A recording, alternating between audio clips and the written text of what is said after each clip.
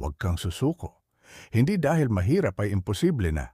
Ang hirap ay parte ng proseso, hindi katapusan ng pangarap. Kapag napagod ka, pahinga, pero huwag mong isuko ang laban. Lahat ng tagumpay nagsimula sa puntong gusto na nilang sumuko, pero hindi nila ginawa. Tandaan mo, ang pagkabigo ay hindi kabiguan. Ito ay hakbang papunta sa tagumpay. May dahilan kung bakit ka nagsimula. Huwag mong hayaang mawala yon dahil lang sa takot o pagod. Ang tunay na lakas ay hindi yung laging nananalo, kundi yung tumatayo kahit ilang beses na dapa.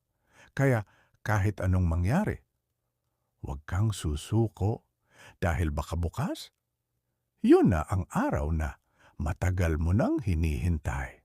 Kung muli mong kakailanganin ng payo, baka hindi mo na ako ulit makita kung palalampasin mo ito.